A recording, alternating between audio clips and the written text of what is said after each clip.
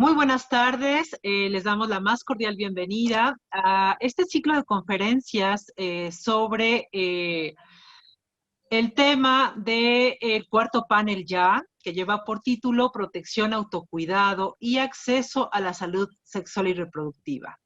En nombre de nuestro alcalde, Víctor Hugo Romo de Vivar Guerra, les damos la más cordial bienvenida a toda la estructura de la Alcaldía de Miguel Hidalgo y a todas aquellas personas que nos acompañan de los diferentes estados de la República Mexicana, de algunos países de Latinoamérica y de todos los lugares donde estemos conectados en este momento.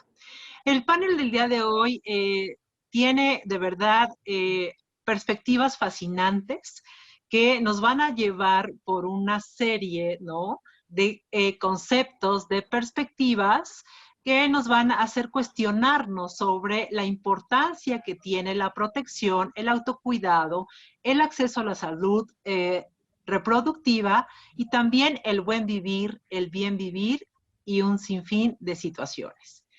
Les agradecemos a todas en nombre de la licenciada Angie Villa Villanueva, directora de la Unidad de Igualdad, Diversidad y Derechos Humanos de la Alcaldía de Miguel Hidalgo, que lleven a cabo estas reuniones junto con nosotras para mejorar, para facilitar, fortalecer el asunto de la política pública desde la perspectiva de los derechos humanos y desde la perspectiva de género.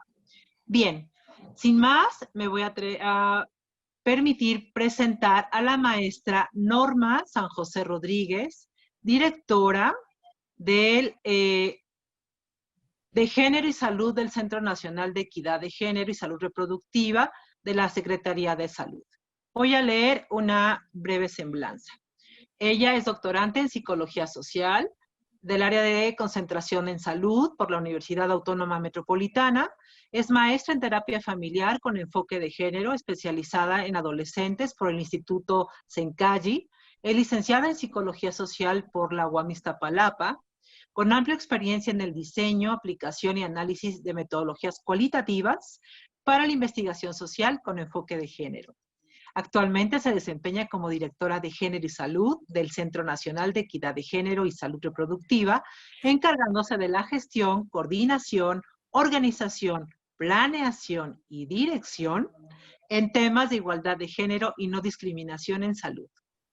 Por favor, tiene hasta 12 minutos para su participación. Adelante, doctora. Muchas gracias y sean todas y todos bienvenidos a este espacio.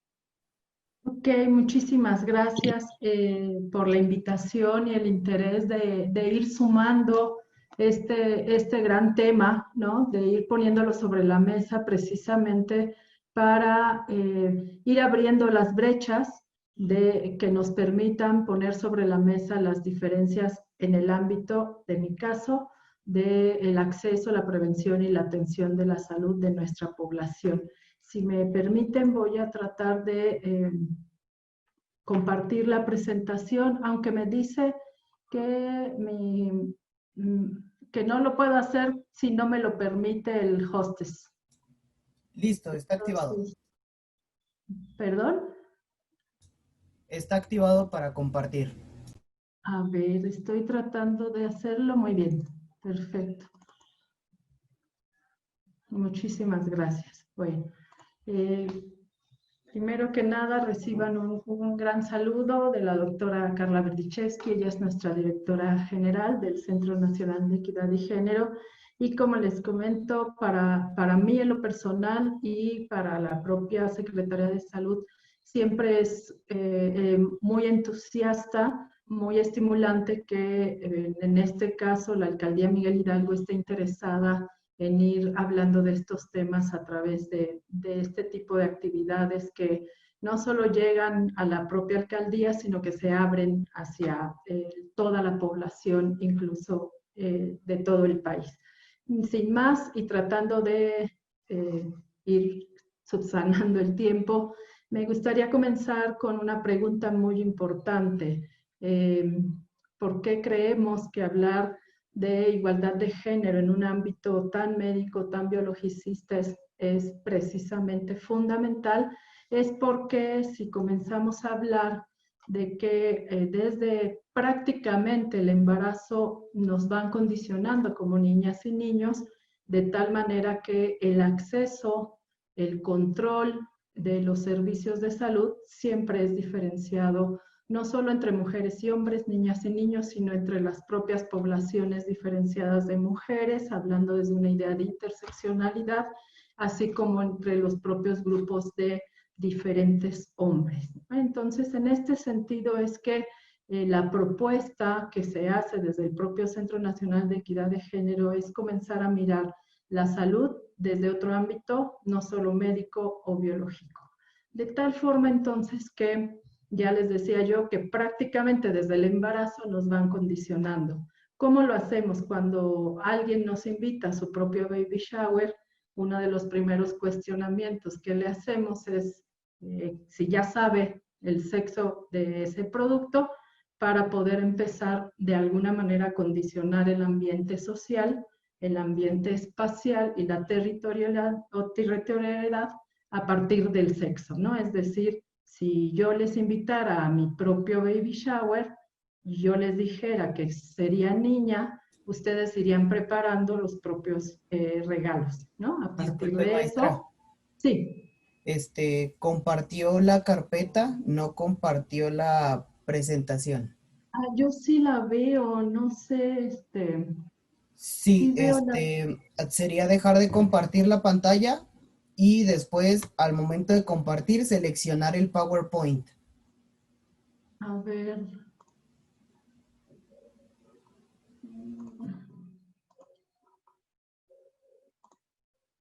No sé si ahí la puedan ver.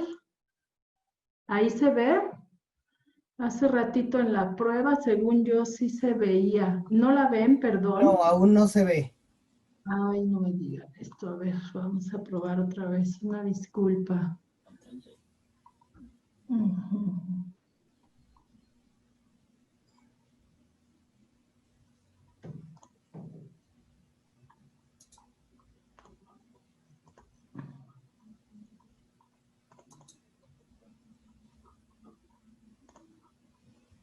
Y hace ratito en la prueba sí nos salió. A ver.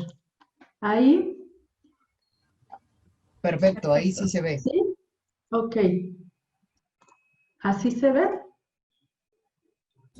Sí, Ok, bueno, ya les comentaba yo que entonces a partir de esta condición social donde vamos colocando a niñas y niños desde prácticamente el nacimiento en el ámbito de la salud, específicamente también vamos desarrollando la percepción distinta del cuidado y el autocuidado en este sentido. Por poner un ejemplo, la relación con el cuerpo, que es el primer territorio donde se juega la percepción de género, nos enseñan a relacionarnos distinto a hombres y mujeres, a niñas y niños, de tal forma que a nosotras desde pequeñas nos van enseñando a relacionarnos con el cuerpo para el propio cuidado y estar al pendiente de él, y a los hombres sobre todo y por lo general de una manera mucho más erótica, ¿no? De tal forma que a las niñas nos enseñan a tocarnos con un sentido de cuidado a la salud y a los hombres con un sentido mucho más erótico. Y en ese sentido, la diferenciación del cuidado del cuerpo precisamente se va agrandando según el sexo de las personas. Así entonces es que a partir de estas percepciones del propio cuerpo y de su autocuidado o nuestra propia relación, vamos teniendo de forma distinta el ámbito de colocarnos de forma diferente ante los riesgos, aun cuando enfermemos de lo mismo. Por ponerles un ejemplo, en el ámbito de cáncer de pulmón, sobre todo las mujeres de zonas urbanas e indígenas tienen cáncer debido a las estufas de leña, por ejemplo, ¿no? Y no así los hombres, que sigue siendo por el uso y consumo del tabaco. Entonces podemos enfermar del mismo padecimiento, sin embargo el riesgo por tenerlo, por colocarnos dentro de él, es distinto. Lo mismo sucede en el accidentes, por ejemplo, los varones de 19 a 29 años siguen siendo mayoritariamente en motocicletas y las mujeres de la misma rango de edad es por acompañar a un varón con altos niveles de alcohol dentro de un automóvil.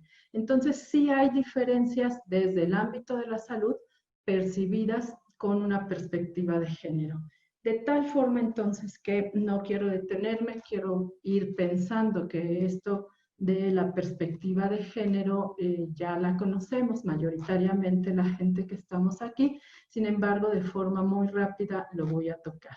Desde el sistema sexo-género, desde esta parte de la propuesta de la teoría de género, se hacen dos distinciones. Se conoce como sexo a esto que genéticamente estamos determinados para funcionar, sobre todo en la reproductividad, ¿no? Es decir, tenemos genes, cromosomas, órganos sexuales y hormonas diferentes de tal forma que desde la reproductividad son complementarias y contrarias, ¿no? Y lo mismo sucede si vamos pensando en el ejercicio del género, también esta idea de complementariedad y contrariedad se va a ir juntando desde la perspectiva de género. De tal forma entonces que el género es esta carga social que se le da al cuerpo sexuado, ¿no?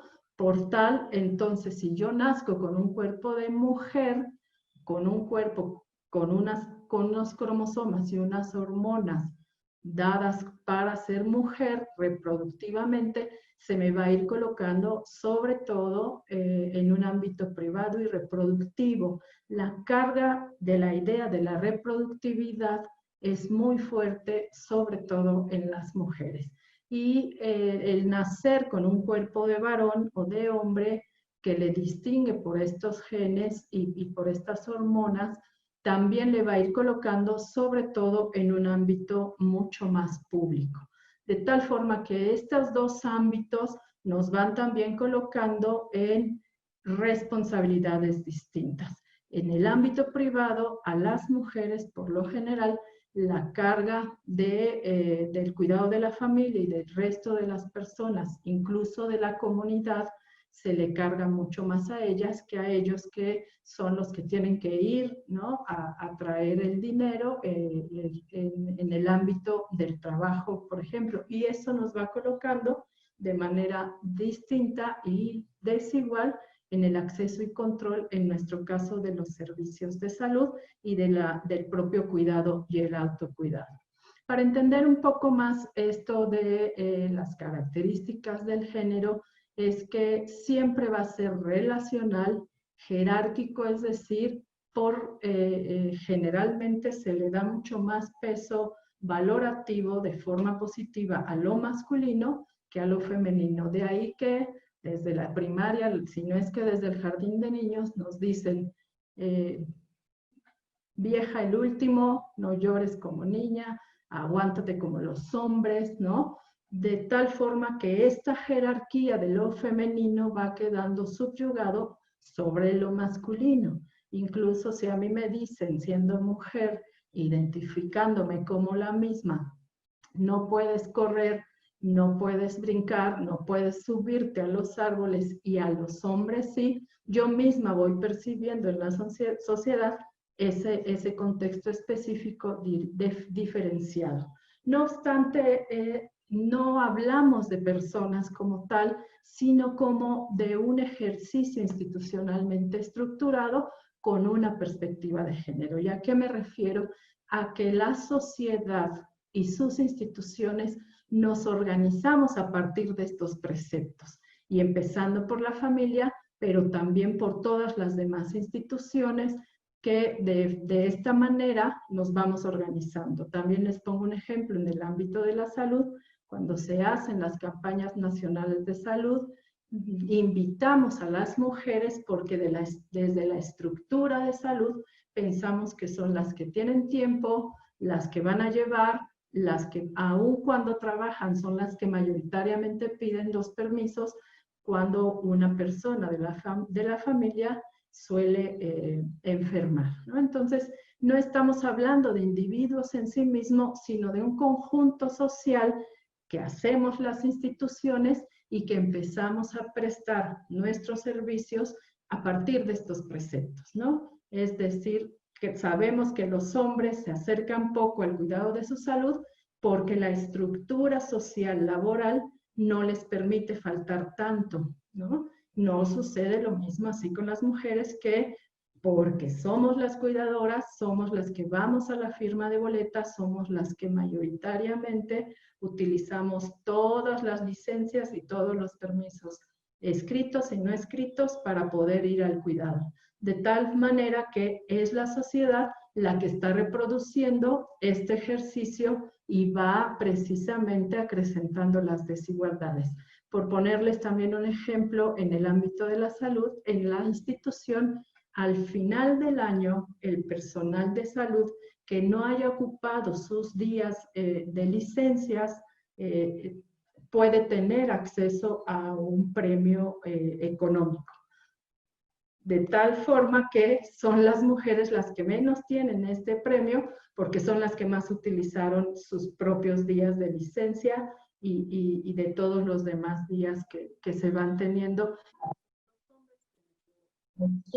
Y entonces la carga también es económica, ¿no? La diferencia en este ámbito. Solo por poner unos ejemplos para tener idea cómo es la sociedad, no somos como individuos nada más, sino como sociedad que vamos sumando a estas inequidades o brechas de género. De tal forma entonces que la invitación precisamente es ver con estos lentes, con esta perspectiva, todo aquello que está sucediendo, en mi caso, en el ámbito de la salud.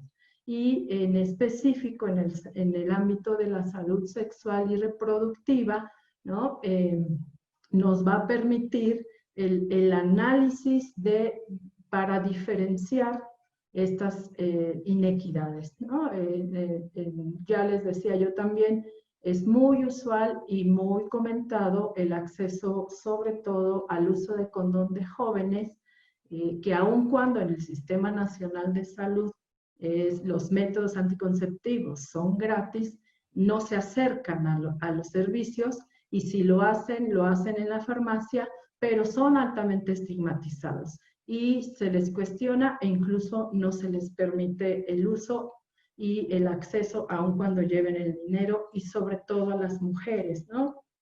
El uso del condón, por ejemplo, es estigmatizado altamente entre hombres y mujeres jóvenes, porque está la idea de que efectivamente no se siente igual, y sobre todo algo muy importante es que si una mujer utiliza un método anticonceptivo, se está dando a conocer socialmente, y entonces el hombre duda de su propia fidelidad, y el no permitirle el uso de un método y estar en sexual con él. Entonces se va poniendo una idea social sobre el ejercicio de la propia sexualidad y el autocuidado y el cuidado de nuestra salud de manera diferenciada. De tal forma entonces que estamos hablando de diferencias que van abriendo brechas de desigualdad entre los hombres y las mujeres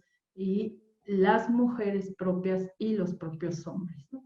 No es lo mismo hablarle de cualquier tipo de cuidado a una mujer de una ciudad como la Ciudad de México o la Ciudad de Nuevo León o incluso la ciudad de Querétaro, que a una mujer que biológicamente es igual a mí, con mi misma edad y demás, pero que vive en la Sierra de Zongolica. Entonces, aun cuando mi derecho y el derecho es el mismo jurídicamente, la forma en que yo tengo que acercarme y acercarle los servicios es diferenciada según su propia necesidad específica. De ahí entonces que no solo hablamos de mujeres o no solo hablamos de hombres, sino de el tipo de grupos que estemos tratando de integrar nuestras propias intervenciones. Así entonces que vamos a tener estas diferentes funciones y comportamientos, ya lo decía yo desde el inicio, a partir de la propia percepción que la sociedad me ha hecho hacer y ver dentro de mi cuerpo. Insisto, el cuerpo es el mayor territorio donde se juegan estas ideas del género, de tal forma que yo, para mostrar que biológicamente soy una mujer, tengo que manejar mi cuerpo a través de ciertos rasgos estereotípicos para que la sociedad me identifique como mujer. Si yo rompiera esa idea y me mostrara atípicamente como un hombre, me refiero a la vestimenta, al propio comportamiento, al tono de voz, entonces yo estaría rompiendo la propia estructura o la expectativa de esta sociedad y podrían decirme que yo soy todo lo demás menos una mujer. Y lo mismo sucede con los hombres, de tal forma que en el ámbito de la salud, mostrar la feminidad y la masculinidad es distinto. La feminidad es el cuidado de las demás personas, dejo de lado mi autocuidado, pero por el cuidado de las demás personas. Y los hombres dejan de lado su autocuidado, pero porque no pueden mostrar ningún tipo de sensibilidad, ni siquiera para el cuidado de sus cuerpos, ¿no? Es muy usual que, por ejemplo, en el ámbito de cáncer genital en hombres, se nos hable y sea mucho más amplias las campañas a partir de la cáncer de próstata, por ejemplo, pero en la niñez está el cáncer de testículo y en la juventud y en la adolescencia el cáncer de pene. Y nadie les habla de esto a los niños ni a los jóvenes. Es decir, se le da una carga mucho más amplia a otro tipo de cuidados de la salud en ellos a partir de una edad mucho mayor. Y no es así con nosotras. A nosotras desde una edad mucho más temprana se nos está repitiendo de forma mucho más amplia y mucho más cotidiana y permanente el cuidado de nuestra salud reproductiva y sexual.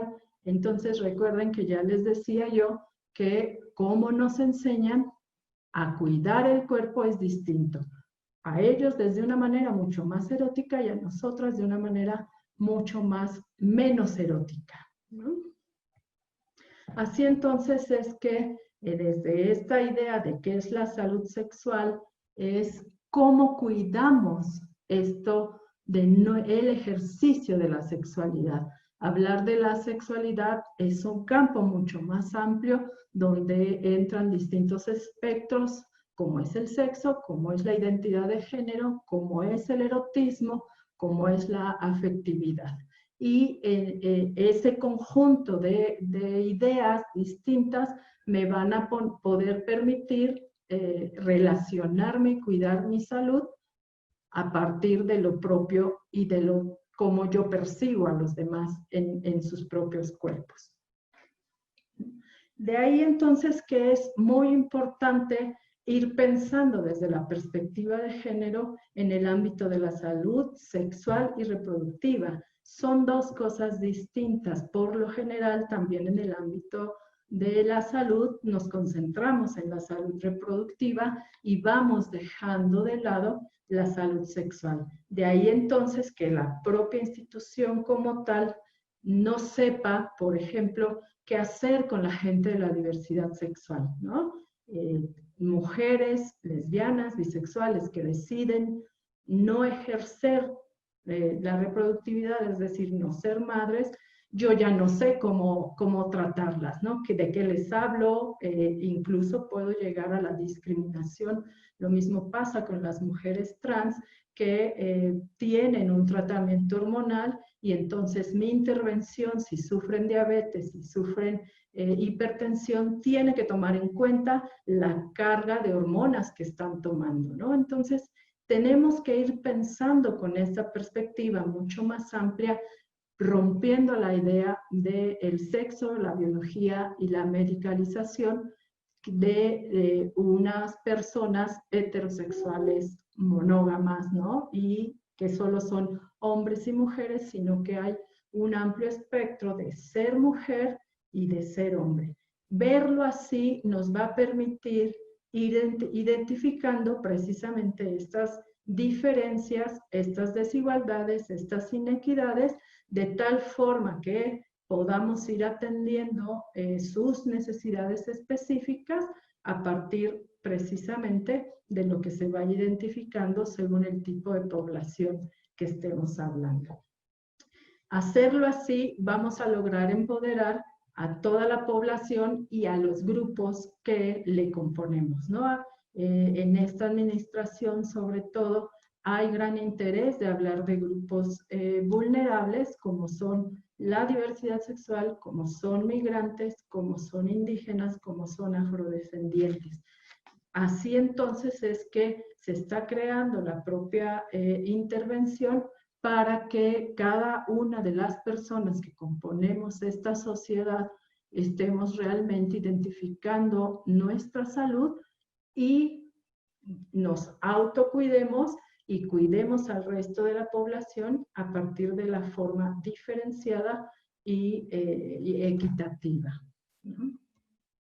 Así entonces es que hay que tomar en cuenta, hablar de perspectiva de género, hablar de sensibilizarnos en estos temas, es mucho más profundo, es mucho más amplio, es cuasi terapéutico, porque pensar de forma distinta mi cuerpo, cómo me relaciono con él y cómo voy a relacionarme con las demás personas en el estricto sentido, en el cuidado y autocuidado de la salud, tiene que necesariamente haber una reflexión personal, y eso casi es terapéutico y nos lleva mucho más tiempo para lograr identificar y sensibilizarnos, y por lo tanto ir avanzando de manera distinta en este ámbito, en el cuidado de la salud. De tal manera que entonces nosotras, desde el Centro Nacional, desde la dirección a mi cargo, nos vamos centrando, aunque no únicamente, en 4 grandes temas para lograr sensibilizar tanto al personal de salud como a las personas en 4 temas muy importantes, ¿no? Y lo hacemos a través de capacitación, de sensibilización, de promoción y difusión para el empoderamiento de niñas, niños y toda la demás población, tanto usuaria como personal de salud, elevar la autoestima, autodeterminación, que no es más que la decisión de hacerlo, y que esto nos lleve a un amplio espectro que le llamamos desarrollo humano. Así entonces, por ejemplo, yo les pongo sobre la mesa el cuidado, la prevención del embarazo adolescente con perspectiva de género.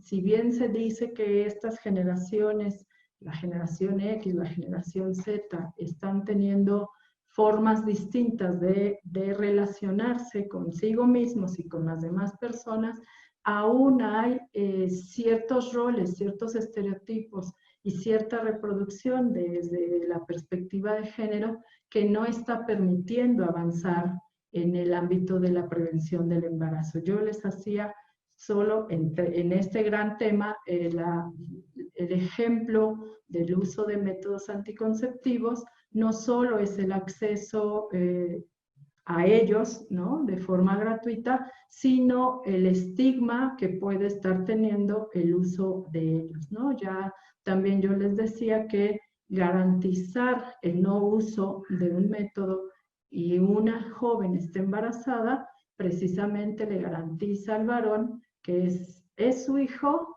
y que al menos durante el embarazo le va a ser fiel, ¿no? Entonces, ese es uno de los grandes temas que tenemos al pendiente para ir pensando en el cuidado y el autocuidado del embarazo, en este caso adolescente. Y algo también muy importante que hacemos invitación y énfasis es diseñar las campañas con esta visión, ¿no? Ya les decía yo también, pensamos a veces que el que yo lance una campaña, que realice un material específico de promoción, de difusión, lo hago lo mismo para los jóvenes, en este caso adolescentes de la ciudad, y utilizo el mismo material para los jóvenes urbanos y los rurales y los indígenas, sin tomar en cuenta realmente las propias necesidades, ¿no?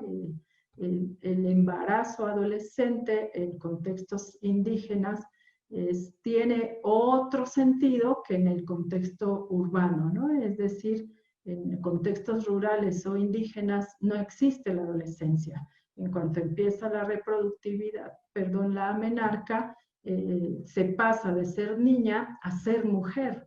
Entonces, este espectro que nosotras conocemos como adolescencia, allá desaparece, realmente no existe como tal.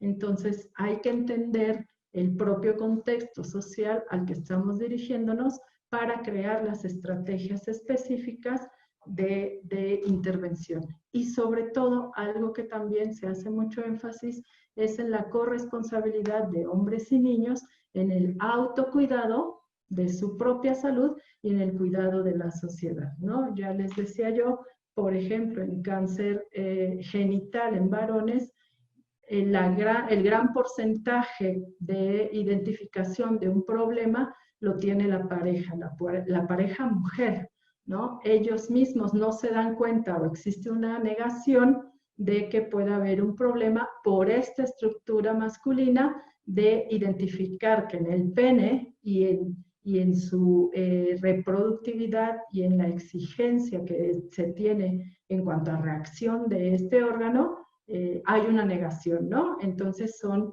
las mujeres las que le dicen, hey, oye, algo anda mal, hay que cuidar, ¿no? Y hay que revisar, y son ellas las que lo llevan. Lo mismo sucede, por ejemplo, en sistemas de reclusión. Hay una distinción, ya sea en reclusión, en reclusorios como tal, por adicciones, las mujeres somos más altamente abandonadas y los hombres mucho más acompañados y visitados por mujeres de la propia familia, ¿no? Entonces sí hay una diferencia por el simple hecho de ser hombres y mujeres, y la invitación realmente es incorporar a la población de varones a empezar a pensar su propio cuerpo de manera distinta.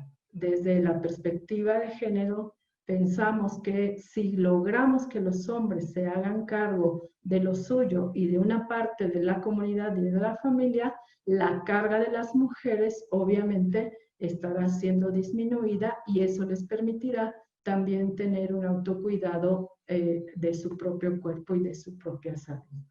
Hacerlo de esta manera, crear este tipo de intervenciones, precisamente nos hace garantizar el derecho a la salud, ¿no? El derecho está jurídicamente implementado, está en las leyes, está en la Constitución, donde habla que en este país hombres y mujeres somos iguales ante la ley y por lo tanto tengo el mismo derecho que un varón, pero el ejercicio diferenciado hace que no garanticemos los derechos de hombres y mujeres y de toda la población en esta materia. Ya les hablaba yo también que hemos distinguido para la garantía como institución garante de derechos a personas y grupos diferenciados según sus propias necesidades. De ahí entonces que al identificar a estos grupos, tenemos acciones y estrategias específicas de manera equitativa para garantizar la igualdad al derecho de la salud. Y lo mismo hacemos en materia de derechos sexuales y reproductivos, ¿no? Garantizamos la convivencia y armonía sexual de hombres y mujeres desde la niñez hasta la adultez para que ejerzan, recuerden que les hablé de la autonomía y el empoderamiento, el propio ejercicio de su sexualidad de forma responsable, segura y ante el menor riesgo posible de enfermar, ¿no? Reitero, todas las personas enfermamos de lo mismo, pero el riesgo en cómo nos colocamos es diferenciado según nuestra identidad de género. Y todo esto está establecido, fundamentado en un marco tanto nacional como internacional. Yo siempre le digo a mis compañeras, a mis compañeros en el ámbito de la salud, que las leyes y las normas no solo nos obligan a hacer las cosas, sino también nos protegen, ¿no? A veces en el ámbito médico vemos muy amenazante la normatividad, porque lo vemos precisamente como un peligro a mi ejercicio de la profesión, pero si yo lo hago apegado a la normatividad, me va a estar amparando de hacer lo correcto ante lo que hago. De manera internacional, en el ámbito de la salud, damos cuenta de todas estas convenciones en donde el Estado mexicano es parte, y hacerlo con perspectiva de género, inclusión y no discriminación nos permite ir avanzando en todos los convenios que el Estado ha venido firmando.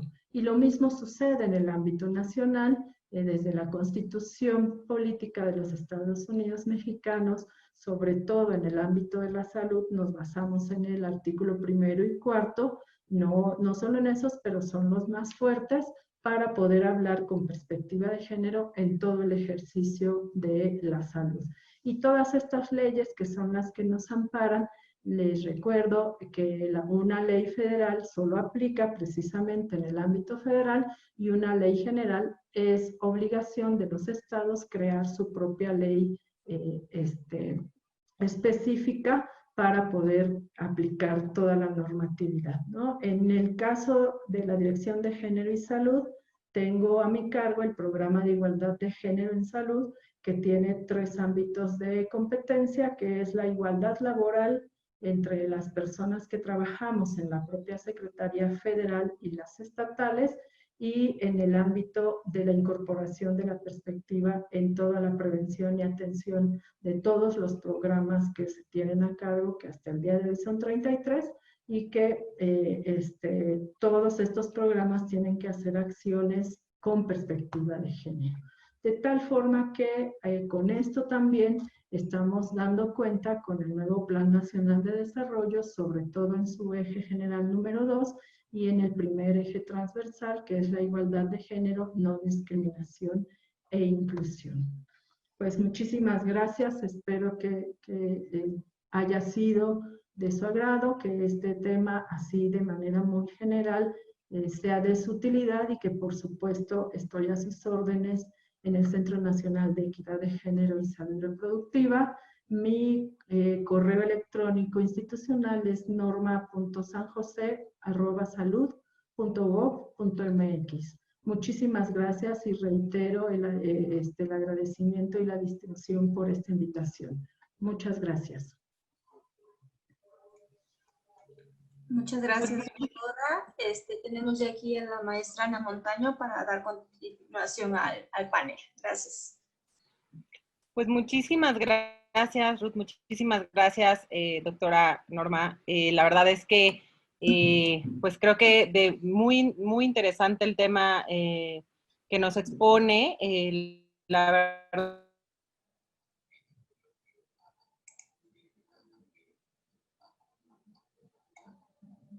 federal, un área dedicada específicamente a los temas de género, que me parece un gran institución que pues precisamente lo que genera es justamente poder dar esta perspectiva tanto de género como de derechos humanos en general, y pues ver la salud pública como eso, como un derecho humano de las personas al que tenemos, bueno, al que el Estado tiene la obligación de hacerlo de manera específica para cada grupo de población, y sobre todo en un tema justamente, ¿no? Como lo comentabas, como de la salud, que implica pues una serie de cuestiones psicosociales también y emocionales que no pueden dejar de considerarse a partir de la construcción social que es el género, ¿no? Entonces, bueno, pues agradecer también y muy particularmente a la dirección de la Unidad de Igualdad, Diversidad y Derechos Humanos de la Alcaldía Miguel Hidalgo por la invitación para moderar esta mesa. Me disculpo un poco por el retraso, y agradezco a las compañeras que me ayudaron pues bueno, a moderar la primera parte del panel, y pues bueno, seguimos para no retrasar más el programa con la participación de la licenciada Claudia Morales Escobar, quien es coordinadora de vinculación y difusión en la Fundación Maristops de México. Ya nos ha acompañado en otros momentos Claudia, así que le agradecemos que nuevamente esté con nosotros en la Alcaldía Miguel Hidalgo. Claudia es psicóloga, terapeuta y con especialidad en sexualidad humana.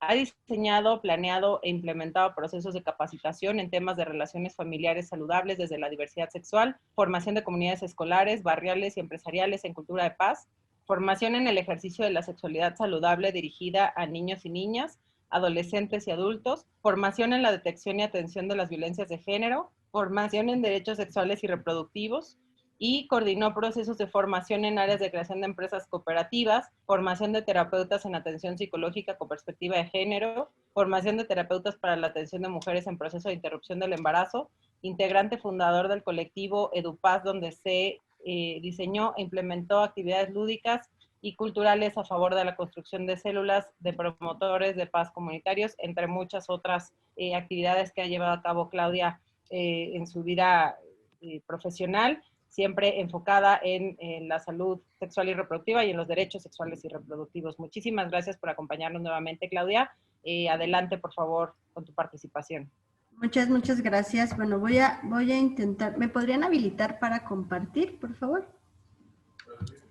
Listo.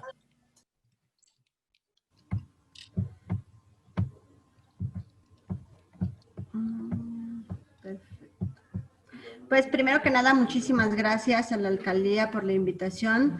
Hemos trabajado, como ya bien dicen, en otras ocasiones porque creemos que justo las sinergias entre las organizaciones de la sociedad civil y los organismos gubernamentales, pues siempre vamos de la mano porque somos cómplices en el objetivo final que queremos alcanzar, ¿no? En el objetivo justo de generar espacios de equidad y espacios de bienestar, de buen trato, de bienestar y justo equitativos, ¿no? Entonces, bueno, pues agradeciendo la invitación de parte de la Fundación Miristops, me encantan estos espacios porque creo que sin ponernos de acuerdo nos complementamos, ¿no? Escuchando como la participación anterior decía, bueno, pues parece que nos sentamos a decir, a ver, tú dices primero esto y después yo digo esto.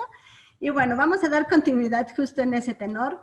Y bueno, yo quiero empezar con lanzarles una pregunta, ¿no? ¿Por qué tenemos prácticas sexuales? ¿Por qué nosotros iniciamos en estas prácticas sexuales? ¿No? Y a lo mejor a la mente nos vienen un montón de respuestas, pero quiero compartirles los datos que salieron, que surgieron de una encuesta, de una investigación. Y bueno, una de las motivaciones para tener prácticas sexuales era sentía atracción, por la otra persona, se siente rico y quería probar el placer físico. Esta fue una investigación que se hizo en el 2007 y si ven aquí, no dice que tenemos prácticas sexuales para la reproducción, ¿no?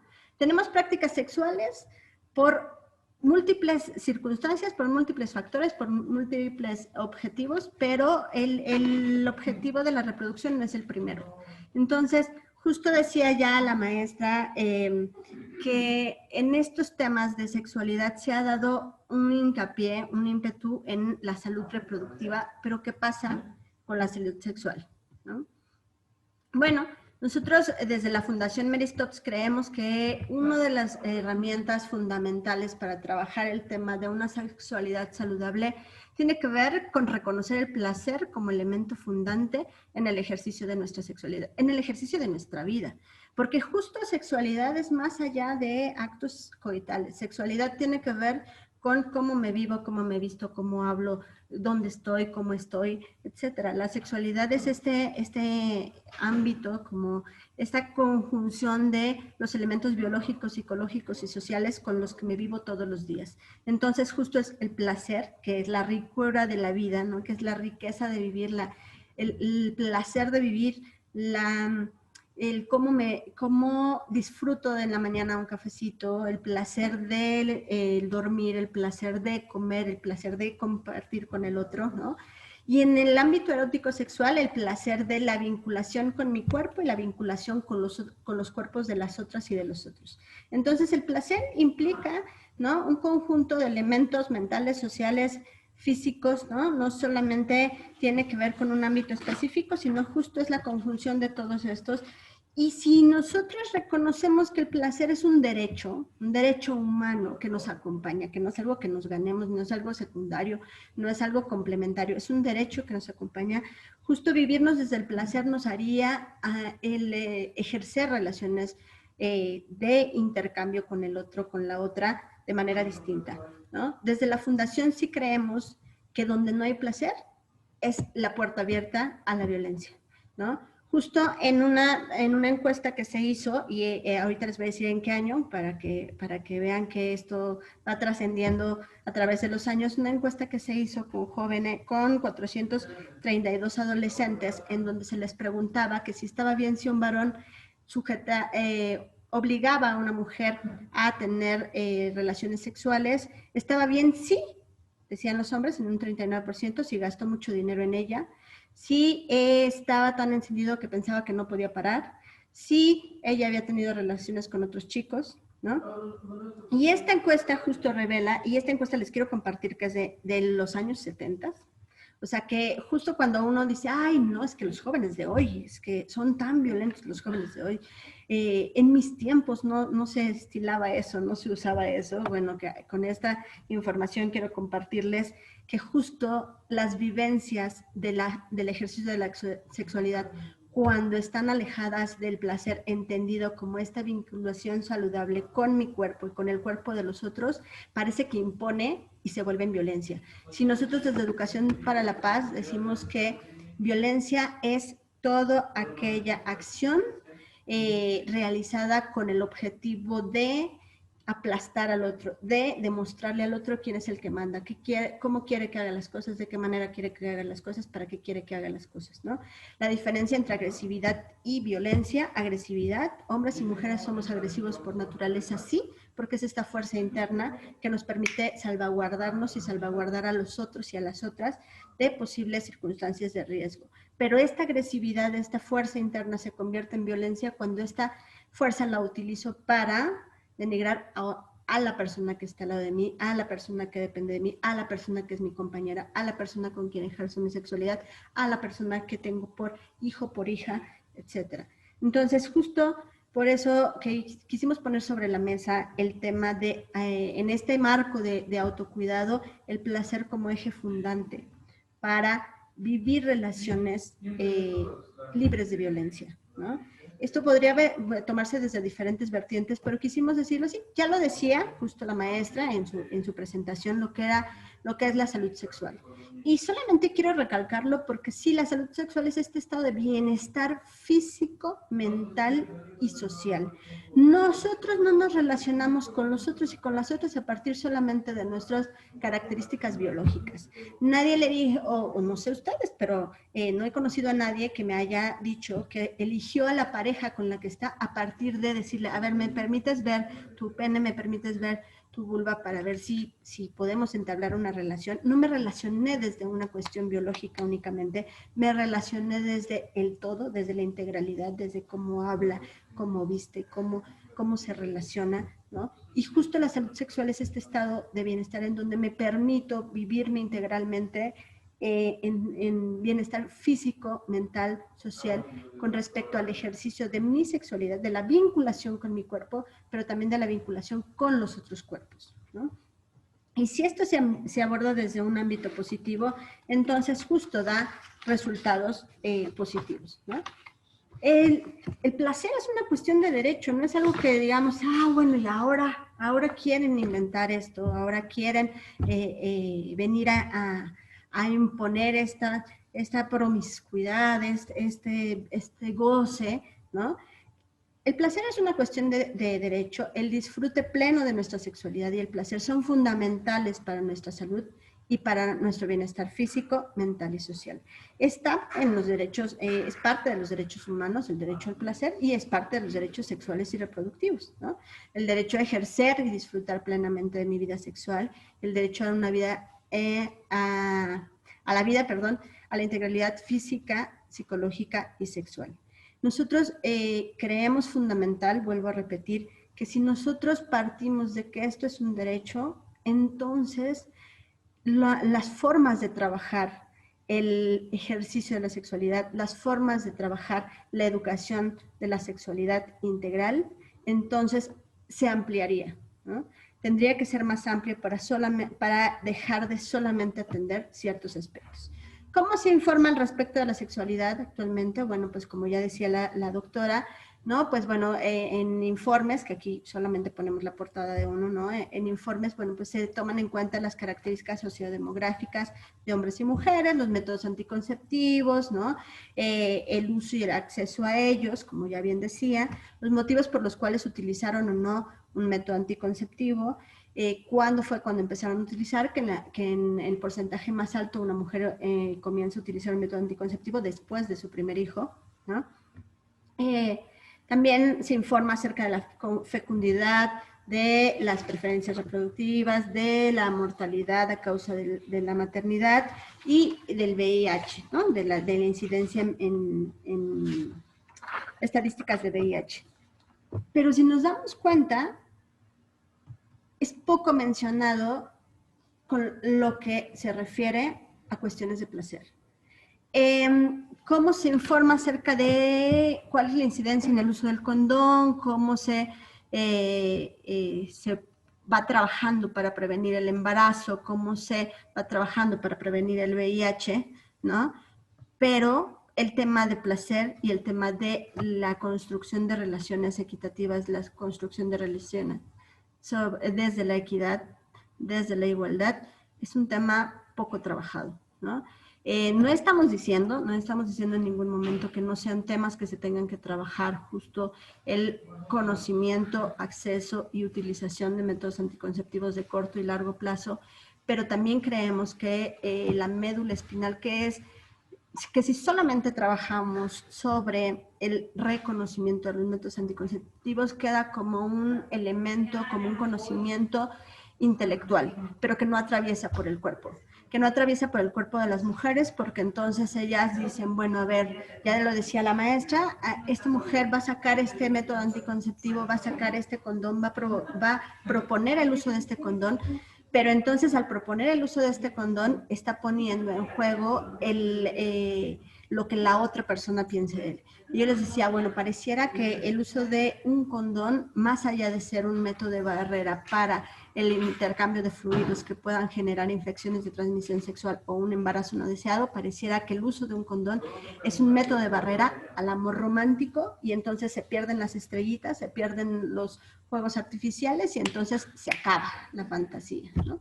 Pareciera que el cuidarse deja de ser erótico, que el cuidarse arruina la fantasía, arruina el amor, ¿no? Y al contrario, o sea, decían, es que no se siente lo mismo cuando utilizo un condón. Yo les diría, no se siente lo mismo, se siente mucho mejor, porque el placer que en este momento estás teniendo va a ser perdurable. ¿Por qué? Porque entonces hoy tengo placer, pero mañana voy a decir, ¡ching! ¿Qué hice ayer? ¿Qué pasó? ¿Y qué va a ir a pasar? Etcétera, etcétera, ¿no? Entonces, bueno, pues, ¿qué proponemos? Justo tener placer como un punto central en la educación de la sexualidad, ¿no? En la educación integral de la sexualidad. Hay algo que se llama sexo positivo, ¿no? Y sexo negativo. El sexo positivo tiene que ver, es una propuesta teórica en donde justo se entiende como el poner el bienestar, el poner al centro el placer en el ejercicio de la sexualidad, entendiendo que mi respeto al placer implica el respeto al placer del otro, que en estas prácticas sexuales pueden ser tan diversas siempre y cuando no dañe a un tercero. Esa es la regla de oro. Yo puedo ejercer mi sexualidad a partir de mis decisiones, sí y solo sí, es un acto consensuado con un otro, ¿no?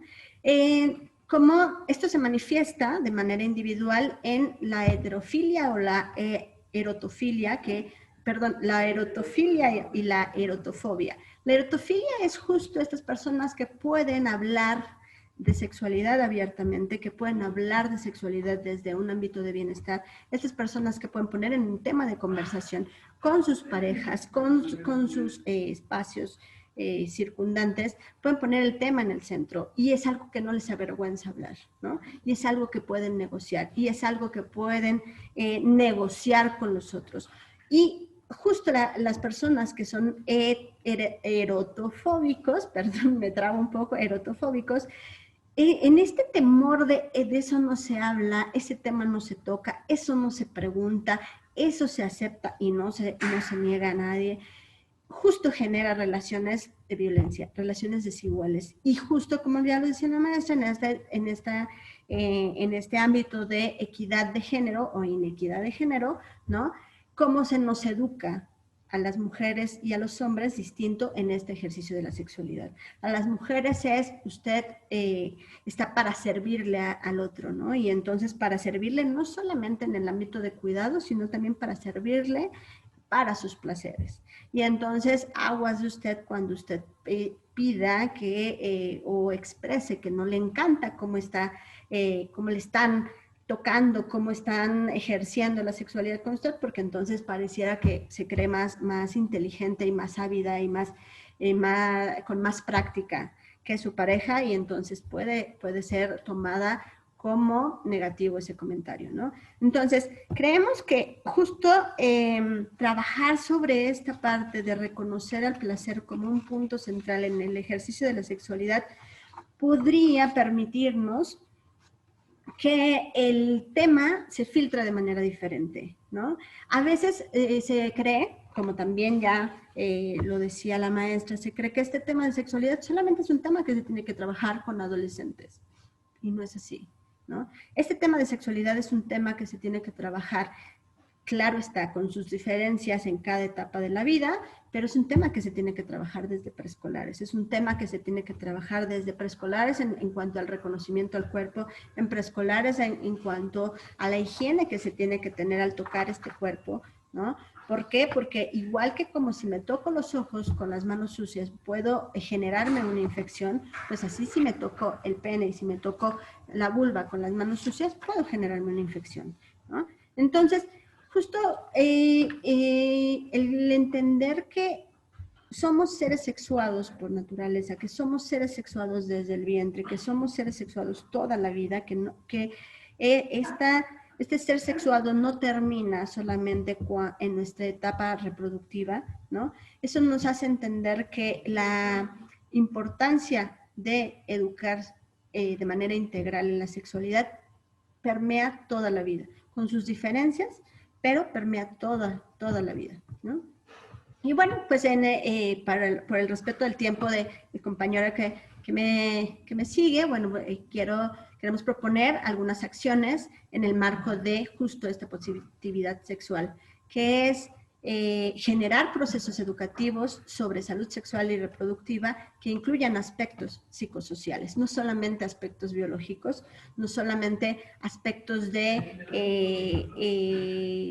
no sé a ustedes, pero a mí me tocó y todavía me ha tocado ver en la actualidad que pareciera que la educación de la sexualidad se tiene que dar a través de fotografías en donde diga aguas con usted si ejerce su sexualidad, porque esto es lo que le va a suceder. Esta infección es la que va a contraer. Esta consecuencia va a traer desde su goce, ¿no? Y yo siempre les digo, bueno, ¿ustedes creen que las chicas que están teniendo este encuentro sexual, en ese momento en el que están teniendo ese acercamiento con su pareja, en ese momento en donde se están sintiendo amadas, ¿no? En esta construcción de amor romántico, van a decir, me acuerdo que en la escuela me enseñaron una foto en donde me dijeron que si yo tenía un contacto sexual sin protección, me podía infectar. No, entonces mejor me detengo. Eso no sucede. En ese momento, en ese encuentro sexual, lo que quiere es ser amada, ser elegida, ser reconocida, ¿no?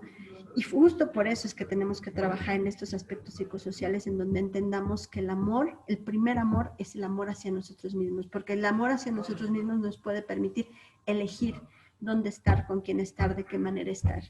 Y el amor hacia nosotros mismos es que sabe que emana de adentro hacia afuera y que entonces no me pone en una carrera de ser la elegida y correr y imponerme el reto de ser la elegida para el otro y decir, y tengo entonces que ser delgada y entonces tengo que sonreír a todo y entonces no tengo que negarme a nada. Generar procesos educativos sobre esta salud sexual tiene que ver con tomar en cuenta todos estos aspectos psicosociales, como ya los habían mencionado también anteriormente. Impulsar procesos integrales de educación de la sexualidad en las escuelas de manera continua, en todos los niveles, y en espacios no escolarizados también, porque bueno, ya acceder a la escuela, ¿no? Ya es un derecho, ya es, es un lujo, o bueno, ya es, digamos que cuando ya salimos del espacio escolarizado, pareciera que entonces nosotros ya no necesitamos esta formación, porque pareciera que al ser adultos entonces ya la adquirimos. ¿Por qué?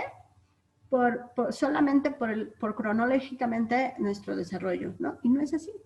Siempre tenemos la necesidad de ir encontrando espacios donde ir compartiendo con nosotros qué está sucediendo en este momento de mi vida, cómo estoy ejerciendo esta sexualidad, darme cuenta de que quizá esto que está sucediendo con mi pareja, esto no es natural, son espacios para desnaturalizar las relaciones violentas. Pero también con funcionarios públicos de las diversas áreas de atención, porque alguien podría decir, bueno, pues es que a mí no me toca eso a lo mejor solamente en el área de género, eso solamente en el área de equidad.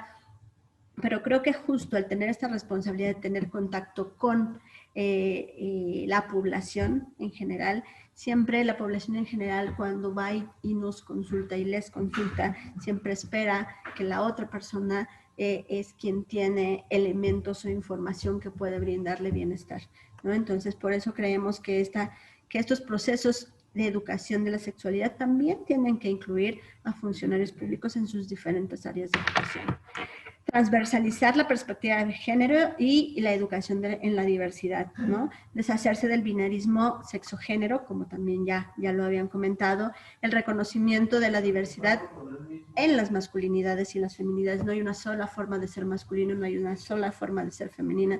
Tenemos una diversidad amplia, por cuestiones de ubicación geográfica, por cuestiones de edad, por cuestiones diversas, como ya bien lo decían antes, ¿no?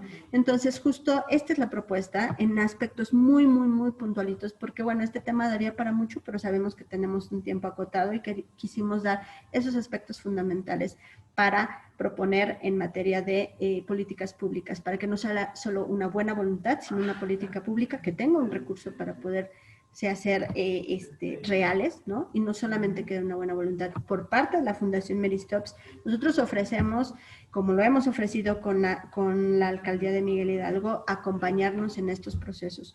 Nosotros, uno de los programas sociales de la Fundación es el programa de educación sexual para todos y para todas, y dentro de este programa justo lo que hacemos es apoyar como a las áreas institucionales, a las diversas instituciones, a que se puedan brindar la información acerca de estos temas de la educación de la sexualidad, porque sí creemos que la educación de la sexualidad es un ámbito súper importante de bienestar, de salud, de placer, de decisión, ¿no? El derecho a decidir es el derecho fundamental, porque cuando yo decido, yo disfruto. Cuando yo decido, vivo en placer. Y cuando vivo en placer, lo que le deseo al de enfrente y al de al lado y al del otro lado de mí es que sienta tan rico como yo siento de rico de estar decidiendo.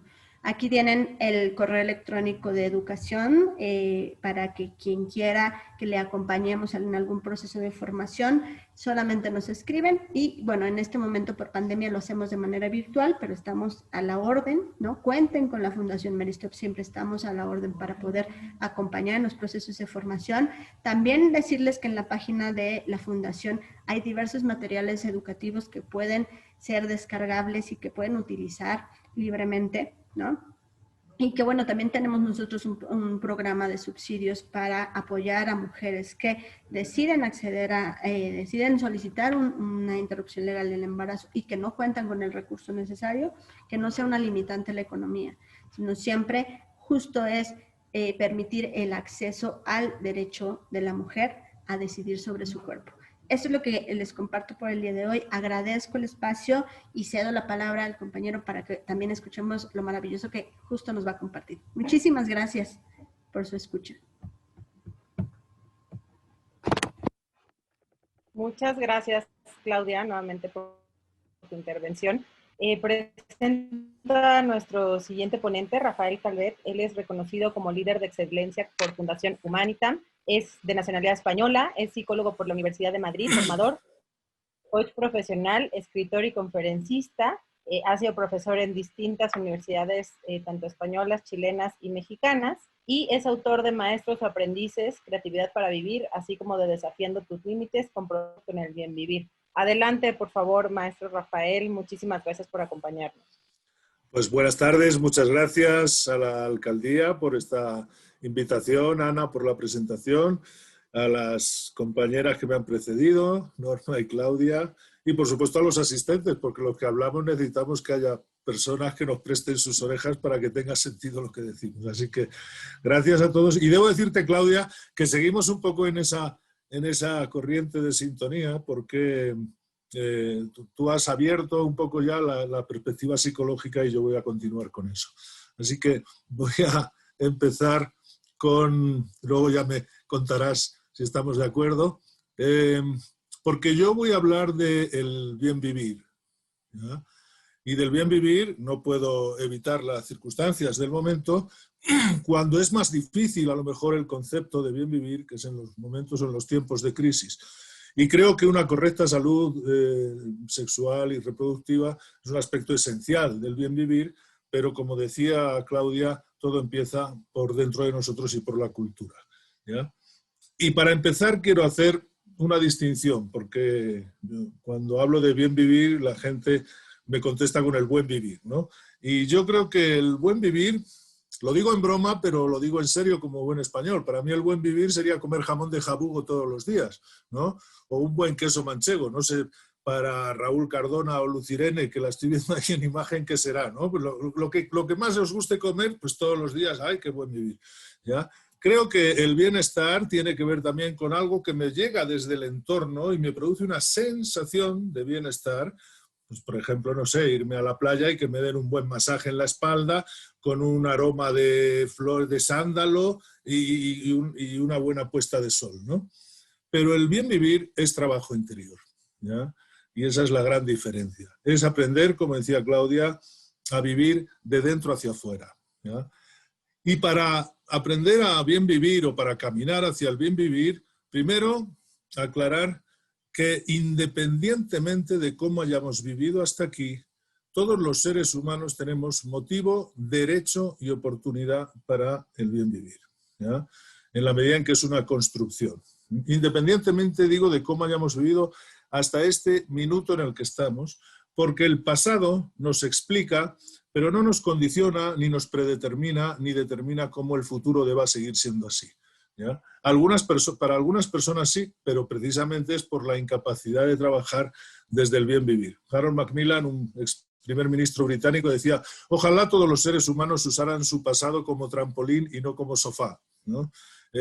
Y a veces vivimos instalados en lo que ya nos pasó, porque nosotros construimos la personalidad a partir de 3 grandes ladrillos: las vivencias que hemos tenido, que las hemos tenido todos, y los pensamientos y emociones que se derivan de esas experiencias, ¿ya? Pero no todo el mundo es capaz de convertir la vivencia en experiencia y la experiencia en aprendizaje. Si fuéramos capaces de eso, habríamos aprendido de nuestros aciertos y de nuestros errores, de nuestras vivencias gozosas y de nuestras vivencias más difíciles o traumáticas, y no todo el mundo lo logra. El problema es que a veces pensamos que yo pienso así y siento así porque me pasó eso. Si yo uno eso indefectiblemente, me estoy quitando todo poder humano para la transformación, porque entonces ya soy, pues eso, como me pasó eso, pues pienso así y siento así. Es verdad que la vivencia no la podemos cambiar, pero sí puedo reinterpretar mi forma de pensar y mi forma de sentir a partir de esas vivencias. Y ese es el gran poder que sí tenemos y sobre el que me quiero centrar específicamente. ¿De acuerdo? Ahora, primero tenemos que estar en la realidad, porque en realidad el único mundo en el que vivimos es la realidad. Y tengo una buena o mala noticia, no sé si será buena o mala, y es que a la realidad le importa muy poco si nos gusta o no. Ella va a seguir siendo la realidad, tiene vida propia, ¿vale? Y en esta realidad que estamos viviendo, que no es de las más amables que hayamos conocido seguramente, hay como 3 grandes ideas que no son nuevas, pero que sí han emergido con mucha fuerza en estos meses de pandemia y de confinamiento. Lo primero es que vivimos en la incertidumbre permanente. ¿Ya? Siempre hemos vivido en la incertidumbre permanente. No conozco ningún ser humano que sepa lo que va a pasar en el mundo dentro de un minuto, aunque muchos viven de escribirlo y de querer interpretarlo en los horóscopos, ¿no? Pero desde luego no lo podemos saber. La única certeza que tenemos en el futuro pues es que nos vamos a morir. No sé si a alguno le estoy dando una mala noticia en este momento, pero creo que hay un estudio que dice que el 100% de los mexicanos se van a morir algún día. O sea que, y creo que en España la estadística es similar. El resto es incertidumbre. Lo es ahora y lo ha sido siempre. Pero quizás ahora, en estos momentos, nos genera mayores niveles de ansiedad, de angustia, como si le pidiéramos certezas a la vida, ¿ya? Y eso tiene que ver con la ausencia de alguna cualidad que nos permite precisamente transitar y gestionar y vivir bien vivir en la incertidumbre, ¿ya? Esa incertidumbre ahora nos está llevando a tomar mucha conciencia de nuestra vulnerabilidad. Somos seres muy poderosos, pero no somos omnipotentes. Si fuéramos omnipotentes no estaría pasando esto que está pasando, ¿no? Y esa sensación de vulnerabilidad nos hace daño cuando la asociamos con la debilidad. Claro que somos vulnerables, un bichito pues ha conseguido parar el mundo, ¿no? y tenernos en estas circunstancias, pero eso no nos hace débiles muchas veces. Cuando asumimos que es lo mismo, entonces sí, entonces nos empezamos a achicar porque sentimos que los problemas son indigeribles, son demasiado grandes para mí y yo soy poquita cosa para gestionarlos, transitarlos o resolverlos, ¿ya? Y por lo tanto nos lleva a una única conclusión, y es que la realidad solo podemos empezar a intervenir sobre ella a partir de aceptarla. Nos guste o no, la realidad es la que es. Y de la aceptación voy a hablar dentro de un ratito, así que no me concentro, no gasto más tiempo en este momento, ¿ya?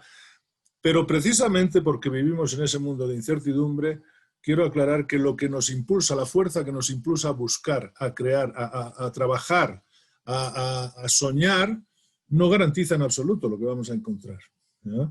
Por eso los sueños son el material esencial que tenemos los seres humanos para impulsarnos a la acción, a movernos por la vida, ¿ya?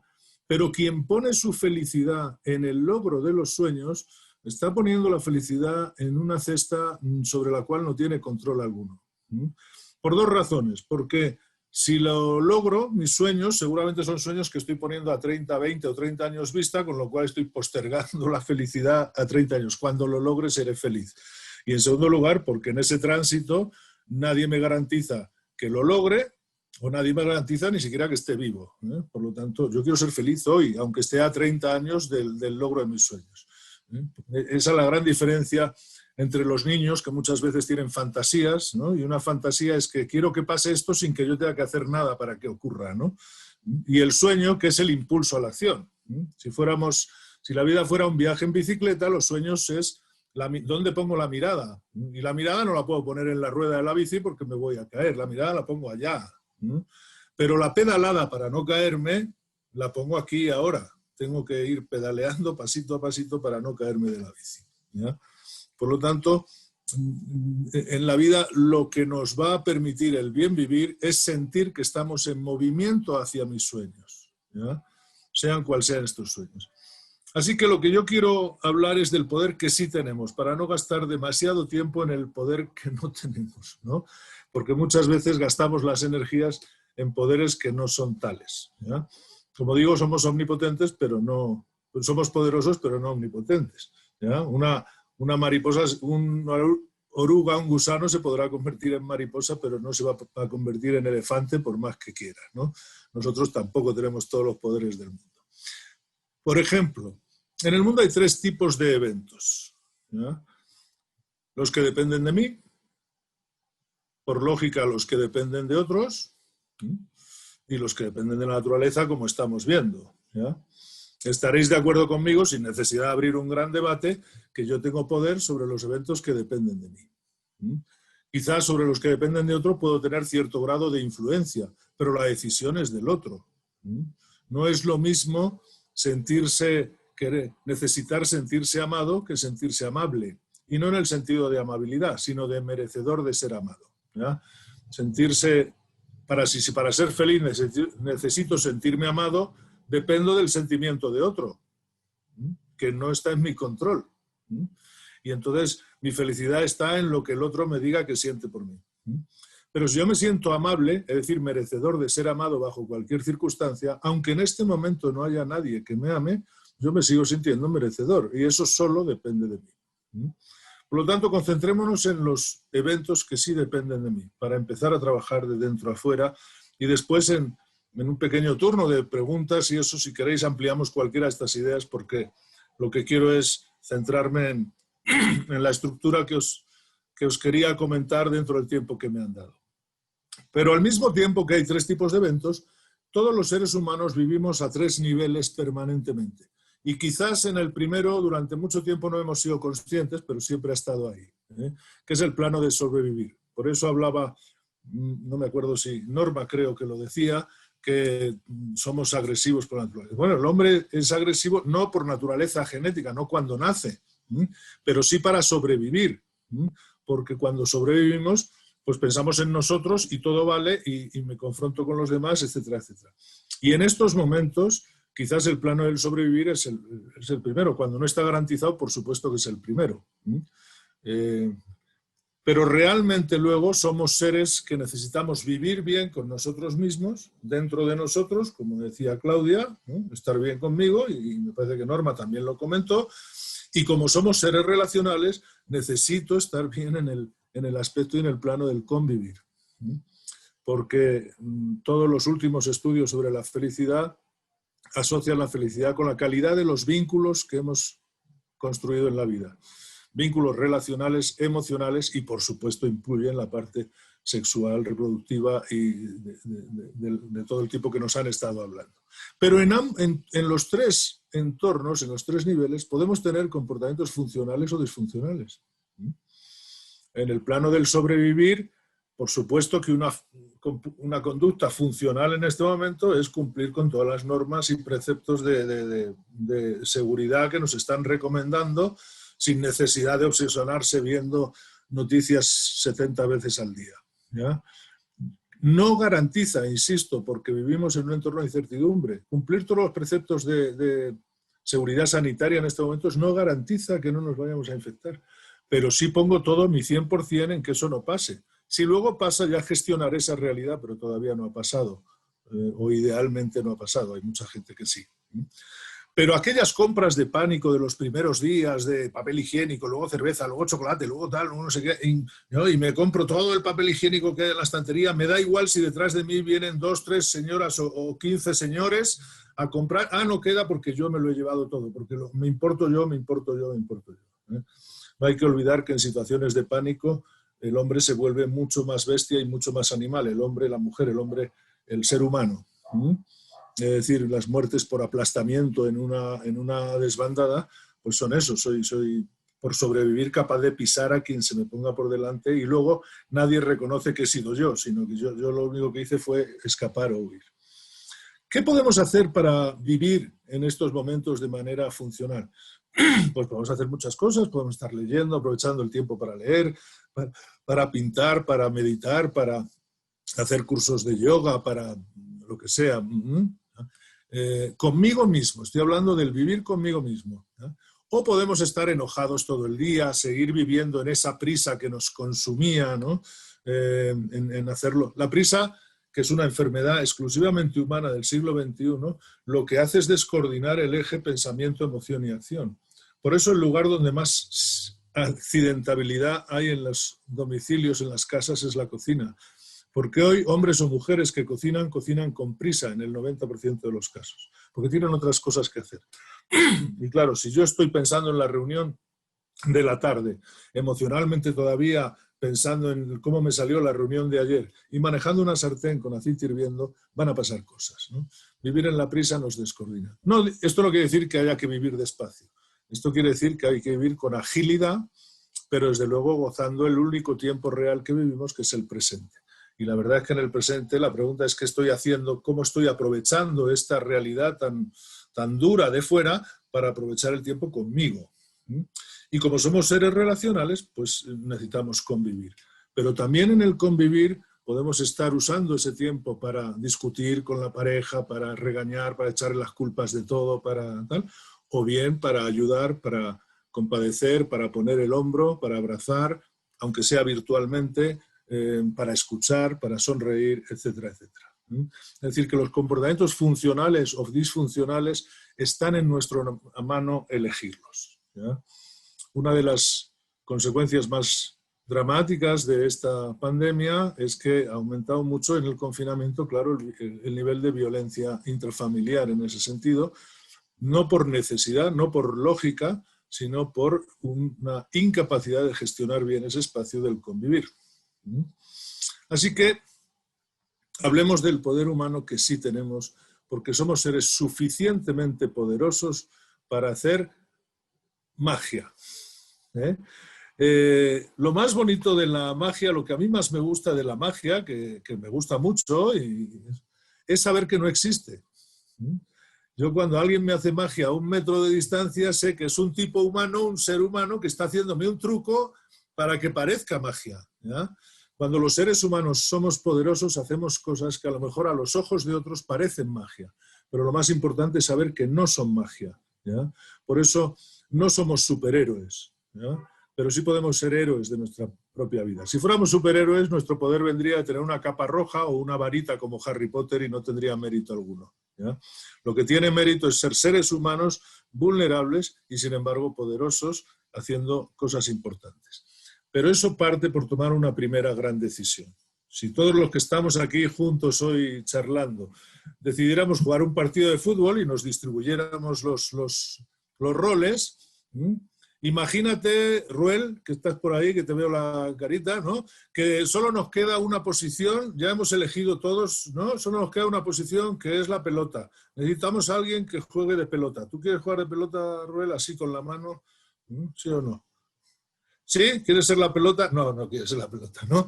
En general, nadie va a querer ser la pelota, pero sí hay muchas personas que viven su vida siendo la pelota del partido. ¿Por qué? Pues porque van en la vida o van por la vida por donde la última patada les dé. Si la patada de la vida me mete gol, estoy contento. Si la patada de la vida me lleva a la grada, pues estoy mal, ¿no? Pero yo soy simplemente consecuencia de las circunstancias. Y eso es tirar por la borda todo el poder humano que sí tenemos. No conozco a alguien que le guste el fútbol y que juegue al fútbol, que no salga todos los días con ganas de hacer su mejor partido.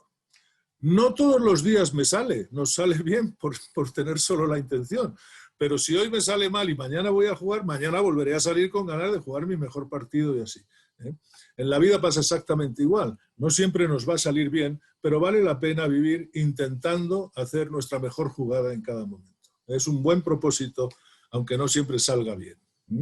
Y en ese sentido, recordar que nuestros sueños son como los diseños de un arquitecto, están solo en mi cabeza, ¿ya?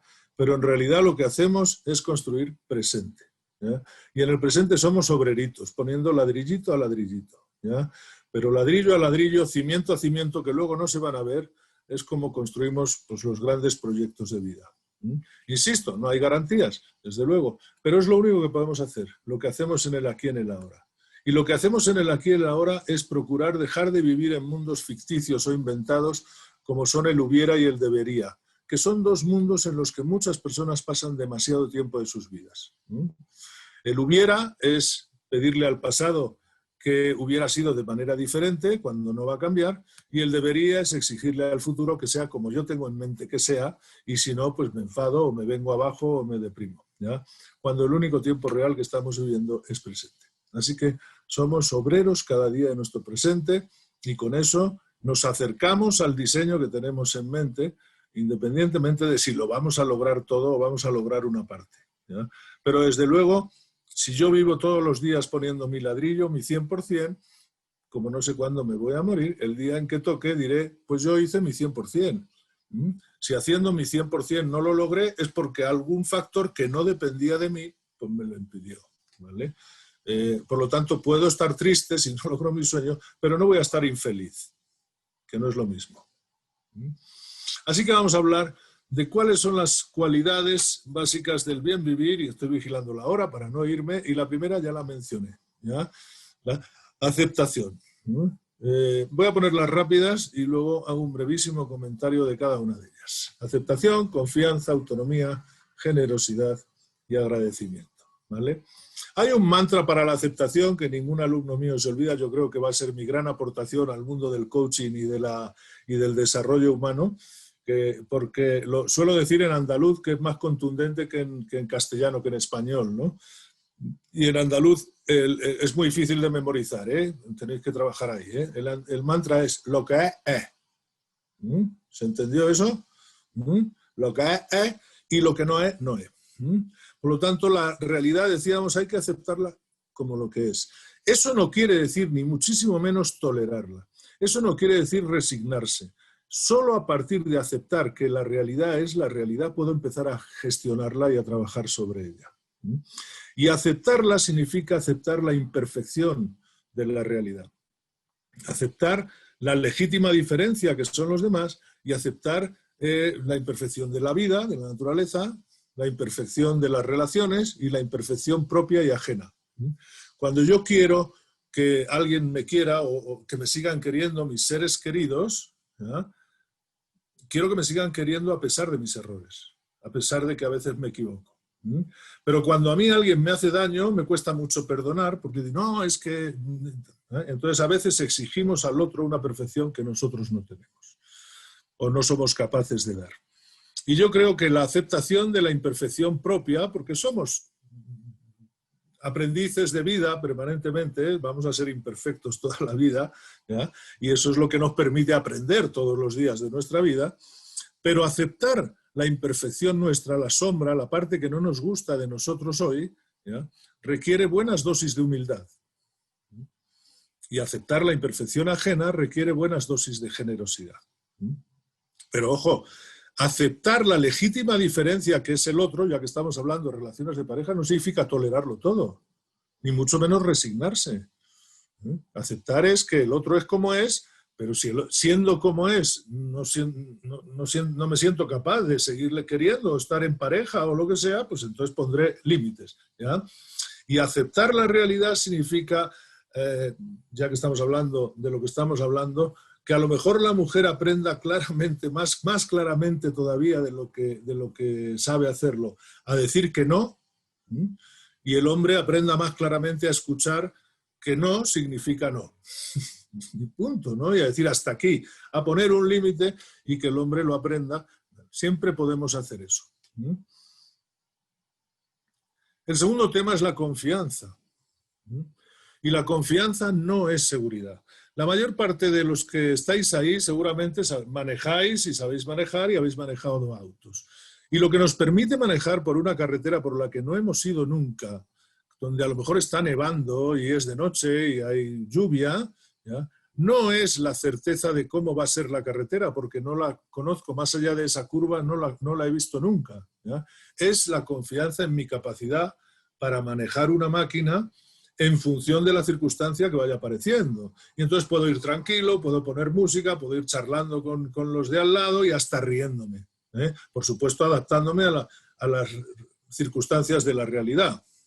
Si detrás de la curva hay baches, topes, agujeros, tierras o manchas de aceite, bueno, en México no suele haber de eso, pero en otros países a veces hay en las carreteras estas cosas y tenemos que ir con la suficiente prudencia para ir manejando. No es seguridad, es confianza. La seguridad no existe, la única seguridad que vamos a tener es que nos vamos a morir. Frente al futuro, lo que los seres humanos gastamos miles de millones de dinero en comprar objetos que nos dan una sensación de seguridad. Desde un humilde condón, como decía Claudia, hasta puertas blindadas, vallas electrificadas o lo que sea, ¿no? Y sin embargo, y no digamos en los autos, lo que pagamos por todos los sistemas de airbags y de todo eso, sigue habiendo muertos en carreteras, siguen pasando cosas, ¿eh? No existe la seguridad, existe lo que yo pongo en mano, ¿no? Comprar los objetos que me den una razonable sensación de seguridad y luego mi confianza en gestionar la realidad. Y esa confianza tiene mucho que ver con la autoestima. Porque si yo no puedo confiar en mis capacidades si no creo tener capacidades. ¿ya? Y hablaba Claudia de que lo más importante es el amor a mí mismo. Claro, ¿ya? Si yo no me siento merecedor de ser amado, pues no me puedo creer que otros me amen, porque si yo creo que otro es inteligente, digo, usted se va a dar cuenta de que yo no soy merecedor de ser amado, por lo tanto, y sin darnos cuenta, empezamos a trabajar para confirmar la pauta de que yo no merezco ser amado, porque soy poquita cosa, porque me lo dijeron de niño o de niña, tú no vales nada, tú no eres nada. Fijaros la cantidad de veces que con la mejor intención, incluso como padres o madres, usamos el verbo ser para criticar algo del hacer de nuestros hijos. ¿Ya? Mira que eres tonto, mira que eres egoísta, mira que eres torpe, mira que eres. ¿Ya? Y sin darnos cuenta, vamos destruyendo esa autoestima con la que seguramente nacimos, o nos hicieron sentir, cualquiera que me esté escuchando que sea mamá, en este caso los papás a un lado, ¿ya? En el primer minuto que le ponen al bebé en brazos, siente un amor incondicional. Y esa sensación de amor incondicional significa, tú no tienes que hacer nada para que yo te ame. Y todavía más, tú no puedes hacer nada para que yo deje de amarte. Hagas lo que hagas. El problema es que luego en el transcurso de eso que llamamos educación, que a veces más que educarnos nos maleduca, y por eso empiezan luego, ningún niño nace homofóbico, nace racista, ¿no? Esas cosas se aprenden en eso que llamamos educación, ¿ya? En el transcurso de la educación luego se nos olvida decirle y reforzarle esa idea de que tú no tienes que hacer nada para que yo te quiera. Y entonces hace cosas que no nos gustan y le decimos, eres tonto, eres feo. O peor aún, le decimos, qué malo eres, ¿sabes? Si vas así por la vida no te va a querer nadie. Es decir, le decimos el mensaje contrario. Tú tienes que hacer cosas para ser merecedor de que alguien te quiera. Y llegamos a la vida adulta sintiendo que tenemos que hacer cosas para que nos quieran. Y desde ese punto de vista, por supuesto que una mujer va a hacer cosas que no quiere hacer, con la idea de que el hombre le siga queriendo, porque cree que tiene que hacer cosas para que el otro le quiera, tiene que hacerse merecedora, ¿ya? Cuando en realidad esa idea solo está en nuestra cabeza por una autoestima pequeña, educada, mal educada, de que yo no soy merecedor per se, por sí mismo, por el ser que soy. Y si tú no me quieres bien, pues lo siento, pero entonces digo no, y no es no. O sea, pongo un límite. Que los límites, quiero decir también, si tuviéramos más tiempo, hablaríamos de eso, los límites son líquidos. Los límites se construyen desde la confianza y desde el amor, porque toda relación de pareja, por íntima que sea, tiene sus límites. Pero las fronteras y las murallas se construyen desde el temor, desde el miedo. Porque quien no vive en la confianza, que no es certeza, la confianza es la certeza de posibilidades. Pero quien no vive en la confianza va a vivir en el temor. Y el temor es distinto del miedo, porque el miedo es una emoción que nos surge por un evento externo. Si hay un trueno, de repente, pues tengo miedo. Si hay un perro que me ladra, tengo miedo. Las emociones no se eligen, se sienten, ¿ya? El miedo es una emoción que se suscita en un momento por algún evento externo. Pero el temor es el miedo a lo posible. Es el miedo a algo que puede pasar aunque no haya pasado, ¿ya? Y por lo tanto el temor es una cárcel de vida, porque aunque no pase mañana, puede pasar pasado, puede pasar al otro, ¿vale? Y si a mí alguien me ha convencido, si soy mujer, que sin mi hombre yo no soy nadie y no voy a poder vivir y nadie me va a hacer caso, y entonces a lo mejor me convence de que me tengo que quedar aquí, aunque malviva, aunque no sea ninguna circunstancia de bien vivir, porque es lo único a lo que me he hecho merecedora en esta vida, ¿no? Por eso digo que toda falta de autoestima actual que podamos tener en realidad es una pérdida de autoestima. Es decir, alguien en algún momento nos hizo perder esa autoestima. Y como decíamos que el pasado se puede reinterpretar, pues que alguien tenga el juicio de que no sirvo para nada, no significa que yo no sirva para nada, ¿ya? Yo no puedo evitar que alguien lo piense o que alguien lo diga, pero sí puedo evitar darle poder a ese pensamiento de otro, a ese juicio de otro, a ese significado de otro. ¿De acuerdo? La autonomía también va a ser fundamental. Y la autonomía tiene 3 niveles: autonomía de pensamiento, autonomía emocional para gestionar mis emociones y autonomía de acción para atarse los cordones solitos, como el niño de la foto, ¿de acuerdo? Pero lo más importante quizá es la autonomía de pensamiento, porque si no sé pensar, otro siempre va a tener que pensar por mí. Y si me han convencido de que yo soy tonto para pensar, entonces yo en la vida siempre seré un seguidor de otro. Y me da igual, con tener a alguien a quien seguir, ¿sí? Si caigo en manos del Dalai Lama, pues qué suerte, ¿no? Pero si caigo en manos de un narcotraficante, pues igual necesito seguir a alguien. ¿A quién voy a seguir? Pues al primero que me diga te quiero o te voy a dar un caramelito para que te guste, te voy a dar un tal, ¿vale? Entonces, pero siempre seré un seguidor. Y la autonomía de pensamiento requiere trabajar con 3 niveles de pensamiento. El pensamiento analítico, que es el que me sirve para analizar la realidad, para poder saber qué realidad piso. Pero luego está el pensamiento divergente, que es el que me sirve para pensar en qué opciones tengo ante esta realidad, qué posibilidades tengo. Si yo no activo el pensamiento divergente, voy a hacer lo de siempre, lo que siempre he hecho, ¿ya? Si me gritan, me callo. O grito yo más, una de dos, solo tengo esas 2 opciones porque si me pegan, pego.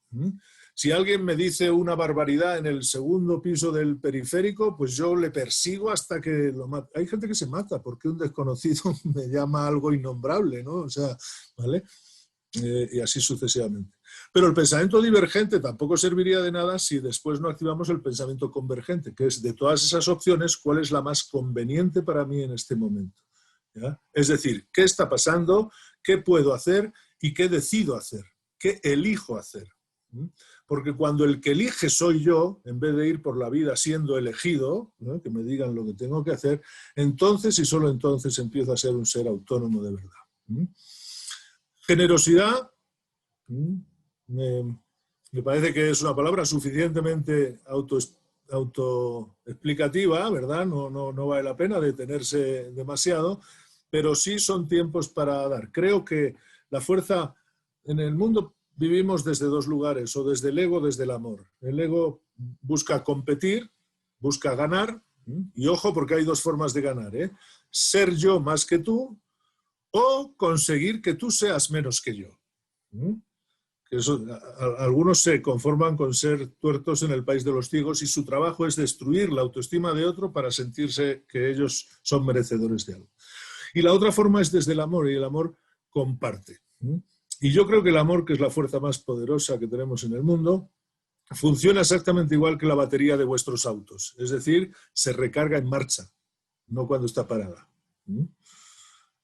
Y el agradecimiento.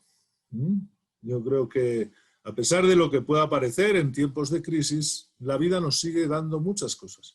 Y cuando ponemos la mirada en lo que la vida sí nos da, no dejamos de ser agradecidos sin poner tanto la mirada en lo que la vida nos quita. Por eso digo que dar las gracias es gratis, pero no es gratuito. Es decir, no cuesta nada, pero sí vale mucho. Así que esas serían las 5, pero creo que hay además algunas cualidades emergentes, aunque repita alguna, porque me parece suficientemente importante, ¿ya?, para en tiempos de crisis estimularla mucho. Son tiempos de esperanza. Yo creo que sí, decía Eduardo Galeano, dejemos el pesimismo para tiempos mejores, ¿no? O sea que son tiempos para pensar. La única forma en los tiempos difíciles de seguir en marcha, de seguir pedaleando cuando la carretera es cuesta arriba, es tener la esperanza de que hay algo allá, de que es posible llegar a algún lugar y vale la pena seguir en este momento esforzándose. La presencia, porque fijaros, la enfermedad del siglo XXI, a pesar de la conectividad, sigue siendo la soledad, la crisis de soledad. Y la soledad no tiene que ver, no es un hecho, no tiene que ver con el hecho de estar solos, es un sentimiento, tiene que ver con sentirme solo, ¿ya? Y por lo tanto, aprender a tener presencia con mis seres queridos, lo que yo estoy llamando en estas circunstancias de ahora la presencia en la ausencia, aprender a hacerme presente a pesar de la ausencia, es más importante que nunca porque somos seres relacionales y necesitamos esa conectividad. Y hoy tenemos que ser capaces de abrazar con las palabras lo que los brazos no alcanzan, ¿no? De poder decirle al otro, de ser generosos en decirle al otro cuánto te quiero y no solo quejarme porque no te tengo cerca. El carácter Václav Havel, que era fue presidente de la República Checa, el último presidente de Checoslovaquia unida y el primero de la República Checa. Él decía que, bueno, esa es una cita, me equivoqué de cita, la cita de Havel tiene que ver con la esperanza. Él decía que la esperanza es un estado de ánima, no un estado de ánimo, es un estado del alma, ¿ya? Que permanece siempre. Pero la cita que os quería proporcionar sobre el carácter la dijo Goethe, que dijo que el talento se forma en la calma, pero el carácter se forma en la tempestad. Entonces son tiempos ahora para tener ese carácter, no violencia, sino el carácter de decir, sí puedo salir de esto, esto también pasará, igual que a lo mejor lo bueno también pasará. Todo en la vida tiene sentido solo en el momento presente. Y por eso no voy a redundar en el tema de la confianza, pero me parece que si la esperanza es el impulso para seguir caminando, la confianza es el motor que me permite seguir caminando. Así que termino con unos breves tips que yo por lo menos he reforzado mucho mi aprendizaje en esta pandemia con estos temas. No podemos cambiar a los demás. Esto es una certeza, no tenemos ese poder. Pero no dejamos de intentarlo por si la teoría se equivoca. Nos pasamos la vida intentando que cambie el otro en vez de concentrar nuestra energía en cambiar yo para gestionar mejor mi relación con el otro y que entonces a lo mejor el otro cambie. Pero no pretendamos tener ese poder. Yo no puedo exigir que nadie me ame y no puedo exigir que nadie se transforme. Puedo transformarme yo, puedo cambiarme yo y puedo empezar por amarme yo. También he aprendido que la realidad no atiende a nuestras quejas, así que seguramente la queja es un gasto inútil de energía. Decía Einstein en la física y Erich Fromm en la psicología que solo hay dos tipos de energías, las que construyen y las que destruyen. Entonces, pues gastar mis energías, que son limitadas, porque las energías son limitadas, en quejarme de la realidad, cuando a la realidad hemos dicho que le daba igual que nos quejáramos, pues seguramente es tirar energías que sí tenemos a la basura sin eficiencia mayor, ¿ya? Si en vez de quejarme me pongo a decir qué puedo hacer de nuevo frente a esta realidad, pues a lo mejor esa energía la dedico a algo más constructivo. Que son tiempos para darle mucha importancia a los pequeños gestos positivos y quizá quitarle importancia a los pequeños gestos negativos, ¿ya? Porque si estamos en pareja, pues oye, mi pareja puede tener un mal día hoy, levantarse, darme una mala contestación. Bueno, pues yo puedo quitarle importancia a eso. Porque fijaros, la segunda gran enfermedad exclusivamente humana es la ofensa, porque lo que se ofende es el ego y no hay ningún animal que se ofenda porque el otro le gruña, ¿no? O sea que, pero los seres humanos sí nos ofendemos. Ahora, en la cadena de la ofensa hay que reconocer que el que tiene el poder para destruir esa cadena de la ofensa no es el ofensor, es el ofendido. Si el ofendido le quita poder al ofensor, no hay ofensa, aunque haya ofensa. Rafa. Es decir, dígame. Sí, un momento, Claudia, si quiere despedir, todos están muy agradecidos contigo, están muy emocionados en el live por escucharte. Me quedan 2 minutos y medio, me queda. Ok, es que Claudia ya se quería despedir, pero Claudia, Ay, dale. 2 minutos. Claro. No, ya se fue. Adelante, perdón, disculpa. Lo siento porque yo me quería despedir de ella también, pero bueno, me queda 1 minuto, perdón, y estoy intentando ajustarme al máximo a esa media hora que me han dado. Aceptar, digo, la imperfección ajena es aceptar que un ser humano que yo amo puede tener un mal día. Otra cosa es que si todos los días los tiene malos y además se convierten en violencia hacia mí, pues tenga que poner un límite. Pero ese límite lo voy a poner también aceptando que, bueno, él es así, pero yo, siendo así, no lo quiero cerca de mi vida. Pero muchas veces una discusión, un conflicto, se diluye como azucarillo en café caliente si le quitamos importancia a los pequeños gestos, si nos ofendemos por menos cosas, ¿ya? Si todos fuéramos pececillos en el río de la vida, como decía unos versos de Jorge Manrique del siglo XI, ¿no? Nuestras vidas son los ríos que van a dar a la mar. Bueno, no el río. Si fuéramos peces en el río, sobre lo que no tenemos poder alguno es sobre la cantidad de pescadores que vayan a pescar a ese río. ¿Estáis de acuerdo? Pero lo que sí es un hecho es que el cebo, por muy apetecible que sea, siempre lo muerde el pez. El cebo está ahí estático, ¿ya? Y el cebo lo muerde el pez. Nosotros mordemos los cebos que nos ofenden. Yo reconozco que si alguien me pone un cebo de jamón de jabugo, pues seguramente lo voy a morder. O sea, todos mordemos cebos, es inevitable. Pero no mordamos todos. Elijamos que hay algunos que dicen, bueno, pues oye, me dicen español, viejo, bueno, pues vale. Me dicen inútil, no sabes hacer nada. Bueno, no puedo evitar que tú lo pienses, pero yo no lo siento. Así que pues no lo compro. Tampoco voy a trabajar para convencerte a ti de lo contrario, ¿no? Sino que simplemente me da igual, puedo pasar de largo, ¿vale? Así que la gran pregunta es, en estos momentos de crisis y desde mi poder, el poder que sí tengo, ¿verdad? ¿Qué quiero aportar en esta situación? Y yo creo que algo muy humano en ese aprender a quererse a sí mismo, hay una frase que escuché, una historia que escuché que le decía un alumno a su maestro, maestro, estoy deprimido por las circunstancias, ¿qué puedo hacer para dejar de estar deprimido? ¿Qué puedo hacer para contentarme otra vez? ¿Ya? Y el maestro le dice, ayuda a otros. ¿No?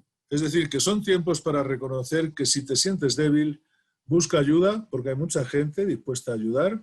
Claudia mismo y Norma ponían sus redes y sus poderes, y todas las instituciones que hoy nos traen aquí están trabajando para el bienestar, pero ninguna institución que trabaje para el bienestar de la población lo va a conseguir del todo si no somos capaces nosotros de empezar a bien vivir.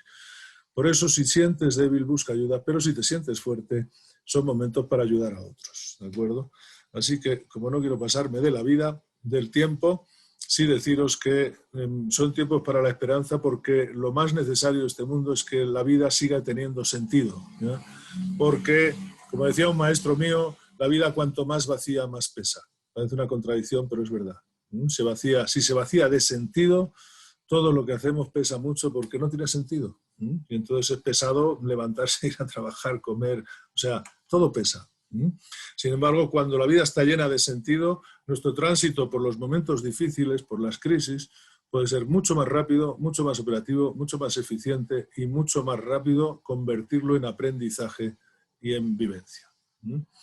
Así que bueno, pues acabo de publicar ese tercer libro que está en Amazon y estas son mis redes. No sé si a quien le pueda interesar las podemos dejar ahí, pero esto es un poco lo que yo quería decir, esperando que haya tiempo para compartir un poquito con las personas que nos acompañan. Por si hay alguna pregunta, no lo sé. Ana, si estás por ahí, yo terminé. Revisamos en Face Live, pero bueno, más bien son felicitaciones. Acá. Sí, Ana. Acá, Rafael, creo que también es interesantísima la conversación. Estoy en espera de que Ruth nos diga si hay alguna pregunta en específico. Por el momento, bueno, comentar que tuvimos 250 personas conectadas en el Facebook Live, lo cual nos da mucho gusto porque, bueno, habla del éxito que han tenido estas conferencias, pues que nos trae la Dirección de la Unidad de Igualdad, Diversidad y Derechos Humanos de la Alcaldía Miguel Hidalgo en conjunto con diversas organizaciones. Y pues bueno, creo que ha sido, pues digamos que la gente que nos ha estado viendo, pues seguramente lo ha hecho con mucho gusto y con mucho aprendizaje a partir de estas 3 conversaciones que hemos tenido el día de hoy, con temas pues diversos, pero que al final del día tienen un elemento en común, que me parece que es bueno, el bienestar humano y el desarrollo de los seres humanos de manera plena y considerando pues las diversidades que nos atraviesan, ¿no? Pues bueno, esta última charla de Rafael nos viene a dar cuenta de muchos temas muy actuales, ¿no? Los temas que tienen ahora en esta pues, crisis a nivel mundial y crisis en el sentido de cambio, sobre todo, ¿no? Que por supuesto tiene algunas consecuencias negativas, difíciles, duras. Es importante no minimizar y no dejar de lado todo el sufrimiento que esta pandemia ha dejado en muchas de las familias, pero también como una oportunidad de cambio a nivel pues mundial y a nivel de pues de humanidad, ¿no? Que creo que es muy importante que que se reflexione a partir de todo lo que ha sucedido en este 2020, pues hacia dónde vamos como sociedad humana. Y pues bueno, en ese mismo sentido, la perspectiva que nos daba Claudia sobre priorizar el placer y esto como un derivado, no el placer desde lo, digamos, solamente desde lo sexual, pero sí incluyendo lo sexual, que también es importante tenerlo ahí presente, pero el placer en general del bien vivir, como también lo mencionaba Rafael, ¿no? Entonces, me parece que muy oportunas las charlas, digo, aunque parecía a lo mejor de inicio que era difícil como conectar los temas, pero creo que quedó muy bien este panel, seguramente así son los comentarios en nuestras redes sociales. Y pues bueno, la verdad es que creo que este ciclo de conferencias sobre la prevención y atención de violencia con perspectiva de género y de derechos humanos, pues es muy relevante tanto en esta situación actual en la que, pues bueno, a partir de la pandemia y del confinamiento, pues se han desarrollado nuevos tipos de violencia, pero también me parece que distintas acciones y manifestaciones de solidaridad entre las personas a nivel mundial, ¿no? Entre las naciones, entre los países. De pronto a mí me parece que esta pandemia nos viene a recordar, pues eso, la vulnerabilidad, el hecho de que todas y todos somos, pues tenemos una cierta probabilidad de caer en ciertas situaciones desagradables o no óptimas y pues bueno, que eso nos une como humanas y humanos, ¿no? Más allá de cualquier diferencia de nacionalidades, de clase, de raza, de género, etcétera, pues la vulnerabilidad, como bien mencionaba también Rafael, es una condición humana que normalmente ponemos de lado y tratamos que está ahí, está presente todo el tiempo y pues tocará reaprender muchísimas de las cuestiones, ¿no? En ese sentido, pues bueno, creo que también es muy importante entender que esas diferencias sociales, como por ejemplo el género, son precisamente construidas a partir de ideas que se hacen desde la sociedad y por lo tanto pueden ser igualmente pues cambiadas, ¿no? Entonces creo que las diferencias que nos hagan discriminar o bueno, diferenciar por temas que no son digamos, inherentes a las personas, o más bien que no son voluntarios por parte de las personas, temas que son inherentes, pues deberíamos ya, creo que como sociedad, dejarlos de lado y más bien preocuparnos porque todas nuestras acciones puedan alcanzar de la misma manera a todas y a todos. Entonces, pues bueno, creo que de esta manera podemos un poco resumir la charla del día de hoy. De verdad que han sido ponencias muy, muy interesantes. Me parece que la maestra Norma tenía algún comentario final, me comenta Ruth, para poder terminar con la sesión, cerrar con la sesión. Y también me comentan que, bueno, que en los comentarios del Facebook Live tenemos felicitaciones y agradecimientos por esta sesión, así que, pues bueno, hacérselos de conocimiento a nuestras y nuestro ponente. Norma, maestra, ¿quería comentar algo? Más bien sí quería dar un comentario. Sí, perdón. Muchísimas gracias. Bueno, pues ya aprovechando el micrófono, realmente agradezco nuevamente la invitación. Agradezco a Rafael, a Claudia, el haber compartido este panel y efectivamente a cada una de las personas que estuvieron aquí también acompañándonos en el interés de irse nutriendo. Y desde la Dirección de Género y Salud, la invitación precisamente a pensar su propio cuerpo en materia de atención, de prevención, desde lo que nos han enseñado y cómo hemos venido precisamente conformando este concepto de salud para evitar y atender la enfermedad o el padecimiento. Les agradezco muchísimo nuevamente, Ruth, Mayra, Ana, Montaño, muchísimas gracias por la invitación y un abrazo afectuoso a cada una de las personas que nos acompañan. Y bueno, pues en el marco de la pandemia, cuídense, de verdad hay que cuidarnos, hay que mantener la distancia y mantener también todos aquellos elementos que nos van a tener en seguridad. Muchísimas gracias, un abrazo fraterno. Muchas gracias, maestra Norma. Pues bueno, igualmente agradecer el tiempo y la disponibilidad para esta charla. Y bueno, en lo personal quisiera también felicitar y agradecer nuevamente a la Dirección de la Unidad de Igualdad, Diversidad y Derechos Humanos de nuestra alcaldía, encabezada por la licenciada Angie Villa, y pues a su equipo de colaboradores, a Ruth, a Mayra, a todas y a todos los que hicieron posible esta charla. Pues bueno, desde la Alcaldía Miguel Hidalgo, como saben, y por indicaciones de nuestro alcalde, queremos siempre llevarles contenido de calidad y además pues que nos puedan ayudar a reflexionar sobre estos temas e ir quitando muchos de los tabúes que tenemos actualmente en la sociedad, ¿no? Finalmente, pues bueno, esta conversación sigue, el ciclo de conferencias igualmente, y